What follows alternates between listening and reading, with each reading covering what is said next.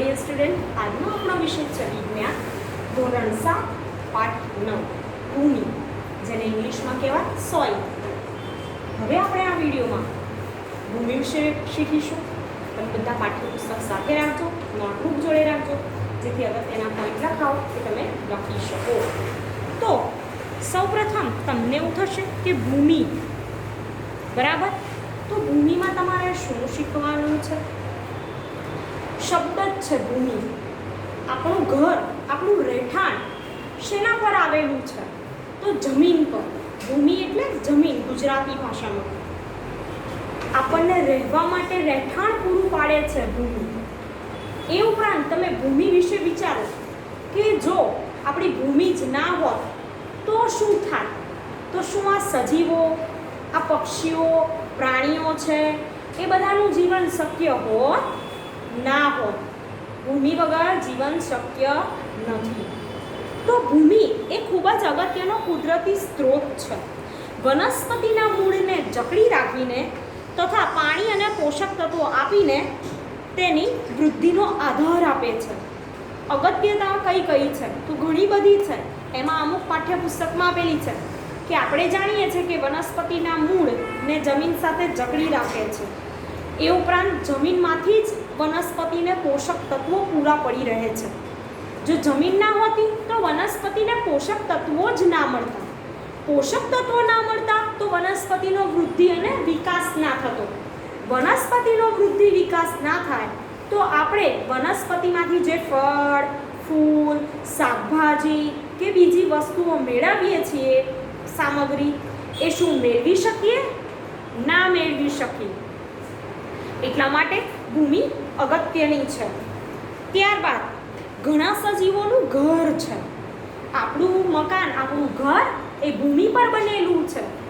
એ ઉપરાંત જે જીવજંતુઓ છે, પ્રાણીઓ છે, એ બધા પણ જમીન પર જ રહેઠાણ તરીકે રહે છે. એમનું રહેઠાણ જમીન છે, ભૂમિ છે. અમુક દરમાં રહેતા હોય, અમુક ખુલ્લામાં રહેતા હોય પ્રાણીઓ, પણ એમને આશરો કોણ આપે છે? ભૂમિ આપે છે. ખેતી ખોરાક, કપડાં અને રહેઠાણ પૂરું પાડે છે. મેઇન વસ્તુ કે આપણો ભારત દેશ કેવો દેશ છે? તો ખેતી પ્રધાન દેશ છે. 90% લોકો ભારતમાં ખેતી કરે છે. તો જો ભૂમિ જ ના હોત તો ખેતી શેના પર કરતા? એવો પ્રશ્ન તમે વિચાર્યો? આ અનાજ જે પાકે છે એ ખેતી કરે છે. જમીન જ ના હોય તો કેમ નહીં થાય? પણ ભૂમિ છે તો ખેતી છે. ખોરાક, આપણને વનસ્પતિ ખોરાક આપે છે. બધા પ્રકારનું ફળ, ફૂલ, શાકભાજી. કપડાં આપે છે, બરાબર. વનસ્પતિમાંથી જે રેસાઓ છે, કુદરતીમાંથી કૃત્રિમ રેસાઓ, સિન્થેટિક રેસાઓ, એ એવી રીતે પ્રક્રિયા કરી અને મેળવવામાં આવે છે. રહેઠાણની વાત કરી તમને. ત્યારબાદ ભૂમિ એ આપણા જીવનનું અભિન્ન અંગ છે. આપણું જીવન એક ચક્ર છે વિજ્ઞાનની રીતે, જે આપણી આસપાસ રહેલી દરેક બાબતો સાથે સંકળાયેલ છે. વરસાદ ન હોય તોય ન ચાલે, ગરમી ન હોય તોય ના ચાલે, સૂર્યપ્રકાશ ન હોય તો પણ ના ચાલે, જમીન ના હોય તો પણ ન ચાલે. પહેલા વરસાદ પછીની ભીની માટીની સુગંધ એ આપણને હંમેશા મહેકાવે છે. વરસાદ પડ્યો હોય અને માટીની સુગંધ તમે જોજો. પહેલી વાર વરસાદ પડે ત્યારે એકદમ મસ્ત સુગંધ આવે માટીની. આપણને ગમે, વાતાવરણ એકદમ ખીલી ઉઠે, હરિયાળી છવાઈ જાય જંગલોમાં વરસાદ આવે પછી. હવે જુઓ, માટી સાથે રમતા બાળકો, ઘણા બધા બાળકો એવા હોય છે કે જે માટી સાથે રમતા હોય છે, બરાબર. અને એમને રમવાની મજા પણ આવતી હોય છે. તો એવા જે બાળકો છે એમાં તમે પણ આવી જાઓ. તમે નાના હતા તો માટીમાં રમતા હતા તો તમે કહેશો હા. પછી માટીના રમકડાં બનાવતા હતા, હજુય બનાવતા હશો, કારણ કે હજુ તો 7મામાં આવ્યા છો, બહુ એટલાય મોટા થયા નથી. પછી ક્લે આવે છે, હવે તો રંગીન ક્લે આવવા લાગી, એનો ઉપયોગ કરતા હશો, બરાબર, અલગ અલગ વસ્તુઓ બનાવવા. હવે વાત કરીએ ભૂમિ જીવનથી ભરપૂર, આપણો બીજો ટોપિક છે. તો એક દિવસ વર્ષા ઋતુમાં પહેલી અને બુજોએ અળસિયાને ભૂમિમાંથી બહાર નીકળતા જોયું. પહેલીને આશ્ચર્ય થયું કે અન્ય સજીવો પણ ભૂમિમાં હશે. અળસિયું, સાપ, ઉંદર, દેડકા એના જેવા ઘણા જીવજંતુઓ કે જે જમીનમાં આવી રીતે રહેતા હોય. ઉનાળો હોય, ચોમાસું હોય, તો એવી અમુક ઋતુઓ હોય જેમાં આપણને જોવા મળે. બરાબર, ત્યાં ચોમાસું ચાલે છે તો તમે સાપ, બીજા પ્રાણીઓ, પક્ષીઓ એ જોશો બહાર.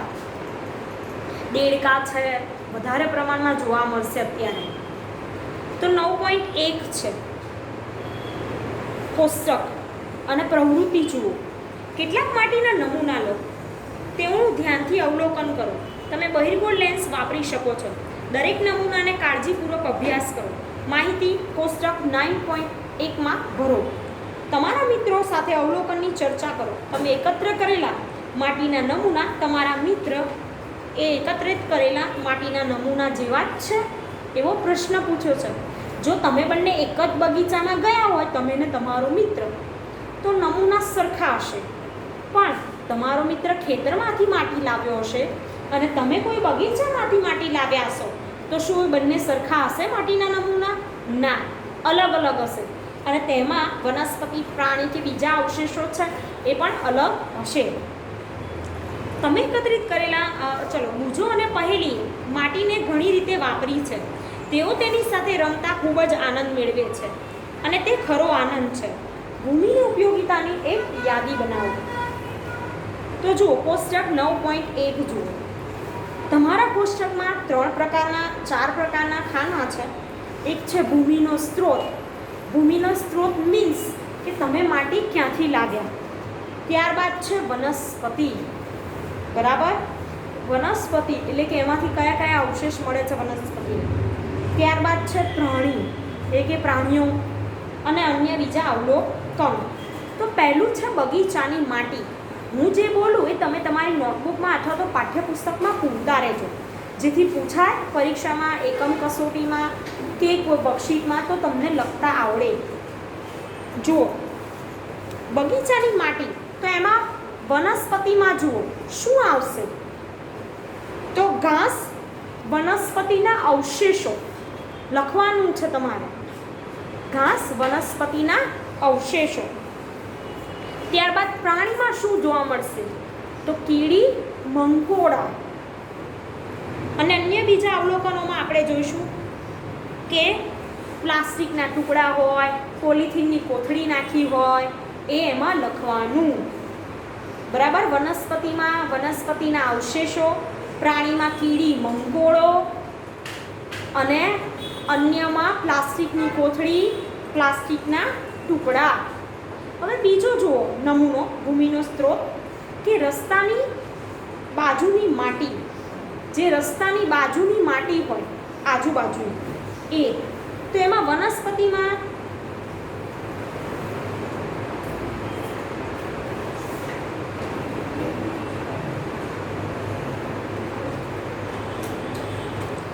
વનસ્પતિમાં ને વિદ્યાર્થી મિત્રો એમાં શું જોવા મળશે?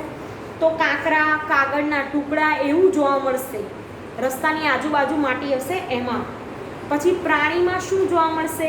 તો કીડી જોવા મળશે. ત્યારબાદ અન્ય કચરો, જેમ કે કાગળના ટુકડા છે, કાચના ટુકડા, એવી વસ્તુઓ રસ્તાની આજુબાજુની માટીમાં જોવા મળશે. ત્રીજો પોઈન્ટ છે કે જ્યાં બાંધકામ ચાલુ હોય ત્યાંની માટી. વિદ્યાર્થી મિત્રો, કે જ્યાં બાંધકામ ચાલુ હોય ત્યાંની માટીમાં શું જોવા મળે? તો વનસ્પતિમાં તો કોઈ એટલા બધા અવશેષ ના જોવા મળે, પણ એમાં લાકડાના ટુકડા, કાંકરા એ જોવા મળે. ત્યારબાદ પ્રાણી, તો એમાં છીપલા પણ જોવા મળે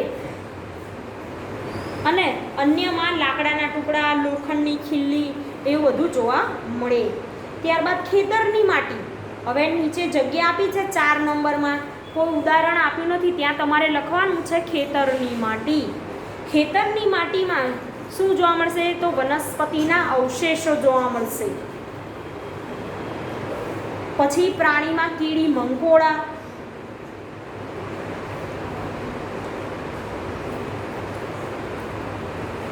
અને અન્યમાં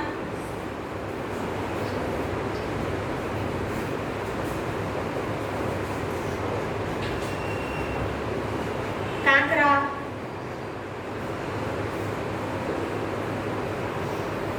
પથ્થર વગેરે.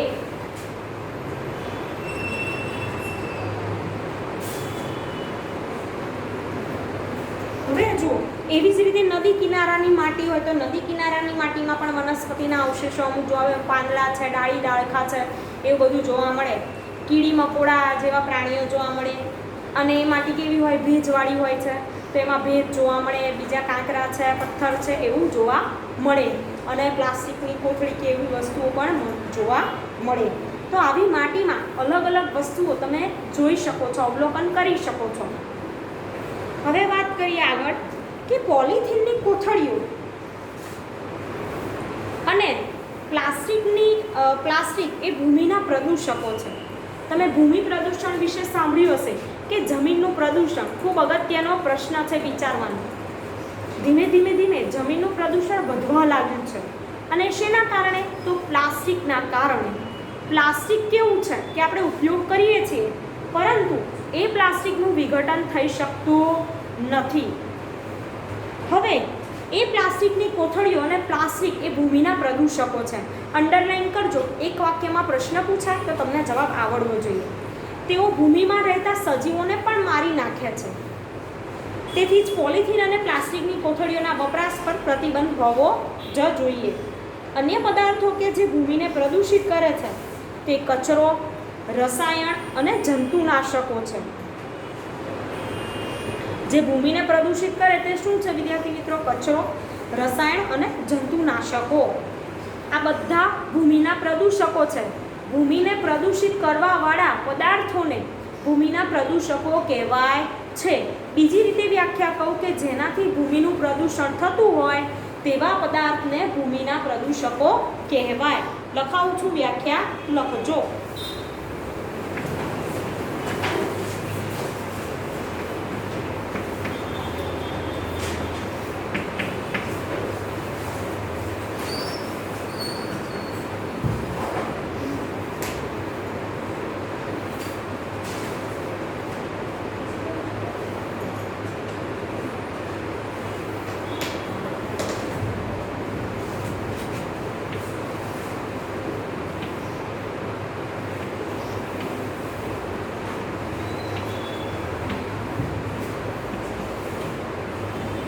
જેના લીધે ભૂમિનું પ્રદૂષણ થતું હોય, ભૂમિનું પ્રદૂષણ ફેલાવતા હોય,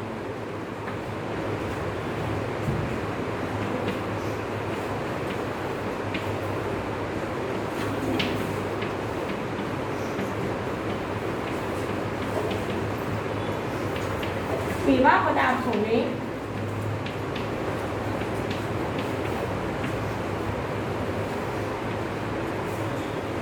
ભૂમિના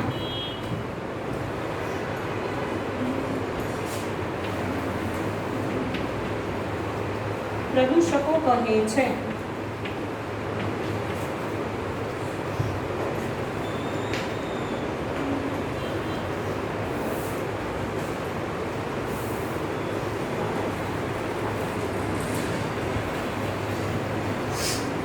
આગળનો પોઈન્ટ જોઈએ કે ભૂમિની રૂપરેખા. આપણો નવો પોઈન્ટ છે ભૂમિની રૂપરેખા.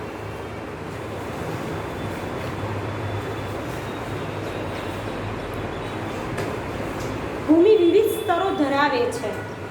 આ સ્તરોની ગોઠવણી કેવી રીતે થયેલ છે આ પ્રવૃત્તિ દ્વારા આપણે જાણીએ. તો પ્રવૃત્તિ 9.2 જુઓ. થોડીક માટી લો. માટીના ઢેફાને હાથ વડે તોડીને પાવડર બનાવો. એક કાચનો ગ્લાસ લો. તેને 3/4 પાણીથી ભરી દો. તેમાં મુઠ્ઠી ભરીને માટી નાખો. શું કરવાનું છે કે એક માટીનો થોડીક માટી લેવાની અને માટીના ઢેફાને હાથ વડે તોડી પાવડર બનાવી દેવાનો.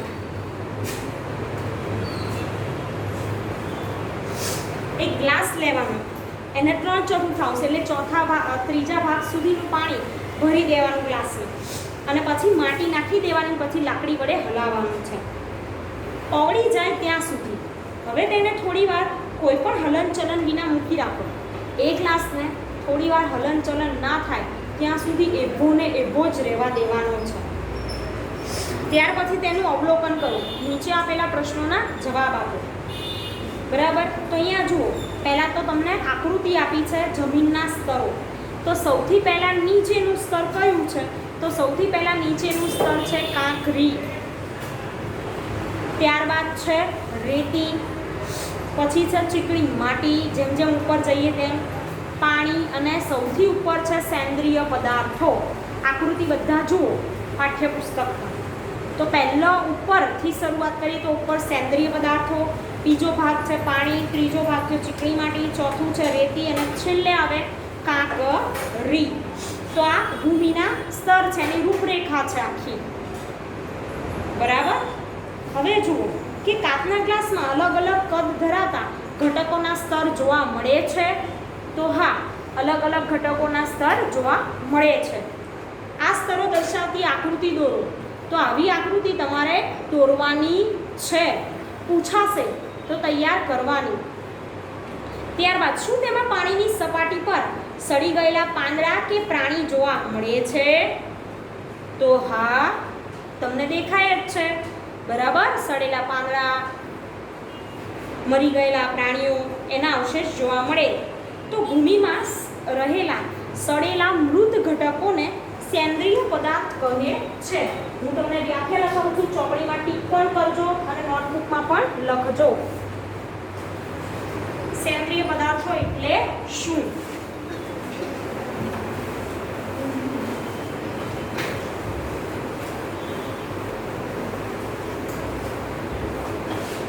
સેન્દ્રિય પદાર્થો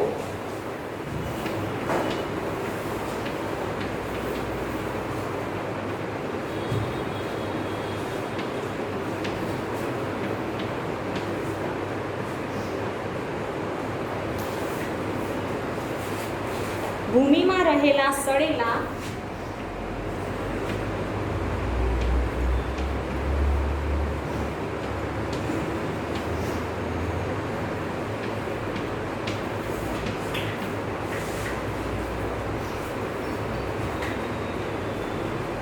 મૃત ઘટકોને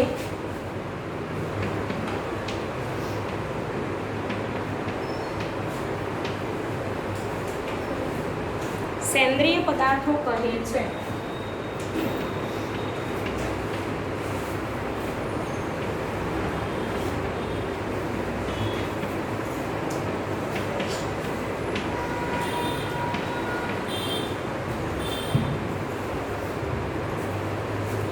ભૂમિમાં રહેલા સડેલા મૃત ઘટકોને સેન્દ્રિય પદાર્થો કહે છે. તમને કદાચ જાણ હશે કે ભૂમિ એ પાણી, પવન, વાતાવરણ દ્વારા મોટા પથ્થરો તૂટવાથી બને છે અને આ પ્રક્રિયાને અપક્ષય કહે છે. અંડરલાઈન કરજો ખાસ કે અપક્ષય એટલે શું. તો આ જે આપણી ભૂમિ છે એ પાણી દ્વારા, પવન દ્વારા, વધુ પાણી આવે, પૂર આવે, પછી પવન જોરથી ફૂંકાય, વાતાવરણ દ્વારા કોઈ થાય તો કઈ પ્રક્રિયા થાય, તેવા મોટા પથ્થરો તૂટી જાય અને એ જે તૂટવાની પ્રક્રિયાથી ભૂમિ બને છે અને એ પ્રક્રિયાને કહેવાય છે અપક્ષય. કોઈ પણ ભૂમિનો પ્રકાર તે કયા પ્રકારના પથ્થરથી નિર્માણ પામી છે તેના પર ઉગતી વનસ્પતિઓ આધાર રાખે છે. બરાબર. તો એના પરથી આપણે ભૂમિનો પ્રકાર જાણી શકીએ. ભૂમિનો લંબરૂપ છેદ જોતા તેના વિવિધ સ્તરો જોઈ શકાય છે. આપણે છેદ જોઈએ ભૂમિનો કોઈ ભાગ અને આવી રીતે જે સ્તર જોઈએ એ સ્તરને ભૂમિની રૂપરેખા કહેવાય છે. તો ત્યાં પણ અંડરલાઈન કરજો. દરેક સ્તર તેના રચના, રંગ, ઊંડાઈ, રાસાયણિક બંધારણમાં ભિન્નતા દર્શાવે છે અને આ સ્તરો સ્થિતિ તરીકે વર્ણવાય છે. આપણે સામાન્ય રીતે ભૂમિના ઉપરના સ્તરો જોઈએ છીએ, નીચેના સ્તરો જોતા નથી. હવે ત્યાં સ્તર આપ્યા છે, આકૃતિ જોજો. એ સ્તર, બી સ્તર, સી સ્તર અને છેલ્લે છે આધાર ખડક. આપણે તાજેતરમાં ખોદેલો ખાડો જોઈએ તો આપણે ભૂમિના અંદરના સ્તરો પણ જોઈ શકીએ છીએ. આવો દેખાવ આપણે ભૂમિના જુદા જુદા સ્તરો વિશે માહિતગાર કરાવે છે. આપણે ભૂમિની રૂપરેખા કૂવો ખોદતી વખતે અથવા મકાનના પાયા નાખતા હોય ત્યારે જોઈ શકીએ. તે આપણને પહાડી રસ્તાઓ કે ઢાળવાળા કિનારે નદી કિનારે પણ જોઈ શકાય છે. વિદ્યાર્થી મિત્રો, આપણે કૂવો ખોદ્યો હોય તો કૂવામાં જે સ્તર હોય ને એ આવી રીતે જોવા મળે. આપણે ઊંડો ખાડો કરીએ, ઊંડો કૂવો ખોદીએ, પછી મકાનના પાયા નાખીએ, જ્યારે ચણતર કામ ચાલતું હોય, કોઈ બાંધકામ થતું હોય, ત્યાં પણ આવી રીતે જોવા મળે. સૌથી ઉપરનું ઘેરા રંગનું સ્તર અને સેન્દ્રિય પદાર્થો તથા ખનિજ દ્રવ્યોથી ભરપૂર હોય છે. તો એ સ્તર છે એ શેનું બનેલું હોય એવો પ્રશ્ન પૂછાય તમને, તો તમારે એ સ્તરમાં લખવાનું સેન્દ્રિય પદાર્થ, ખનિજ દ્રવ્ય અને ટીક પણ કરવાનું છે.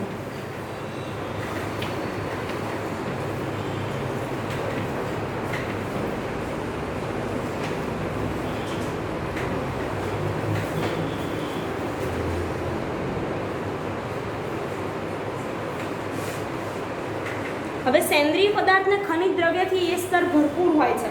એ શું કામ કરે? તો સેન્દ્રિય પદાર્થો ભૂમિને ફળદ્રુપ બનાવે છે અને ઉગતી વનસ્પતિને પોષક તત્વો પૂરા પાડે છે. અને આ સ્તર સામાન્યપણે નરમ, છિદ્રાળુ અને પાણીનું પ્રમાણ જાળવી રાખે, એટલે આવી ભૂમિને ઉપરી ભૂમિ અથવા એ સ્તર કહેવાય છે. એ ભૂમિને ઉપરી ભૂમિ અથવા તો એ સ્તર પણ કહી શકાય.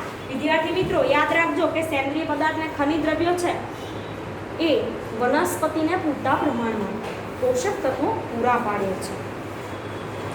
કીડીઓ, ઉંદર, છછુંદર, ઢાલિયા જીવડા જેવા રહેઠાણોને જેવા સજીવોને રહેઠાણ પૂરું પાડે છે. નાના વનસ્પતિઓના મૂળ સંપૂર્ણપણે ઉપરી ભૂમિમાં ખૂંપેલા હોય. આ જે વનસ્પતિ એના મૂળ છે એ જે ઉપરની ભૂમિ છે એમાં અંદર ખૂંપેલા હોય છે. તેના પછીના સ્તરમાં સેન્દ્રિય પદાર્થો ઓછી માત્રામાં હોય છે, પરંતુ ખનિજ દ્રવ્યો વધુ હોય છે અને સામાન્ય રીતે સખત અને સઘન હોય. ઉપરનું સ્તર છે નરમ, છિદ્રાળુ, જ્યારે બીજું સ્તર છે એ કેવું છે? સખત અને સઘન. એને મધ્ય સ્તર પણ કહેવાય છે. તો બીમાં શું હોય છે? ખનિજ દ્રવ્યો વધુ.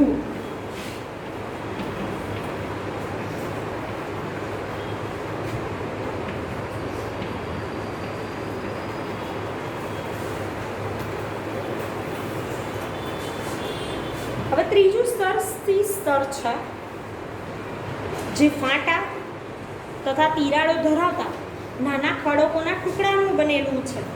સી સ્તરમાં શું છે? નાના ખડકોના ટુકડા. તમારે યાદ રાખવાનું છે, પ્રશ્નમાં પૂછાઈ શકે.